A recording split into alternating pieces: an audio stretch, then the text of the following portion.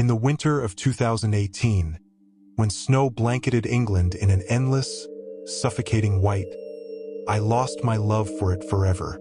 My parents and younger sister were driving to Cornwall to visit my aunt for the weekend. I didn't want to go. My aunt and I never got along, and the thought of being stuck in her cramped, cluttered house for 2 days was unbearable. So I faked a fever. I piled on extra layers, cranked up my radiator, and emerged from my room flushed and clammy. It worked. My mom kissed my forehead, told me to rest, and they left me in charge of the house. I was 16, old enough to be left alone. That Saturday was perfect. I binged Netflix, played with my dog, Luna, in the snow, and spent hours gaming. Felt like freedom until the night came. I was finishing a mission on Call of Duty when my stomach growled. I didn't want to cook, so I decided to walk to the village fish and chip shop. The snowstorm had settled, but it left the world eerily quiet and blank. I pulled on my boots, grabbed a tenner, and headed out. The route to the village was through a narrow, tree-lined path, a snicket, with dimly spaced street lamps.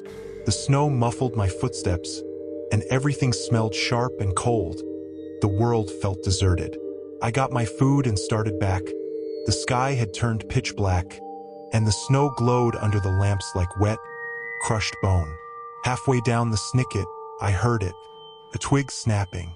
I froze, my eyes darted to the trees, but I saw nothing. My heart pounded as I convinced myself it was an animal, maybe a fox.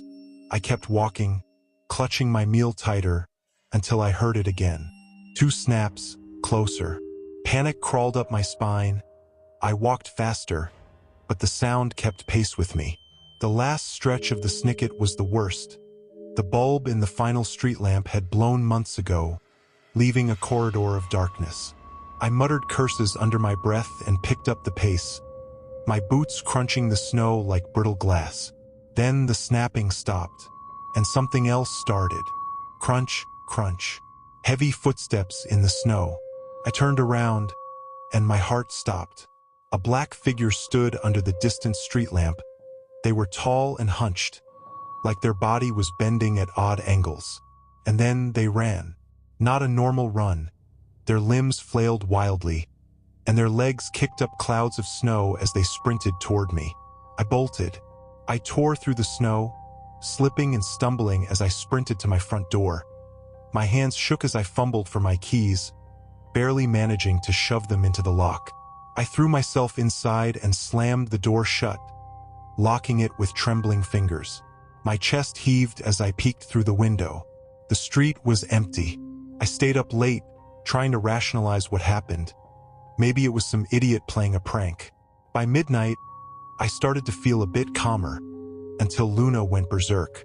She barked and clawed at the back door, growling low and guttural, her fur bristling. My heart thudded as I crept to the window, but the garden was still. The only footprints were my own, leading up to the door from earlier. I flicked on the porch light. Nothing, just snow and silence. I dragged Luna away and tried to focus on the TV, but my brain wouldn't settle. Something gnawed at me, a horrible itch in the back of my mind. The back garden was undisturbed, except for my footsteps. My veins iced over. I had come in through the front door. I turned to the back door and saw it hanging open. My lungs locked. The cold breeze licked my face as I backed into the wall. My house was old, with 3 directions to go when you entered: the kitchen, the living room, or the stairs. From upstairs, I heard it, a faint, deliberate thump. I grabbed Luna, my phone, and bolted to the neighbor's house, ringing the bell frantically until they answered. The police took nearly an hour to arrive because of the snowstorm. They searched the house but found nothing. No footprints in the snow, no sign of forced entry. But the officers checked the neighbor's CCTV footage, and what they saw still makes my skin crawl.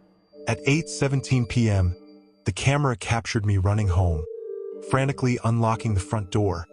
A minute later, another figure emerged from the snicket. They stood in my back garden for over an hour, motionless, just standing there watching. And at 9:23, they casually walked into the house through the back door. They never left.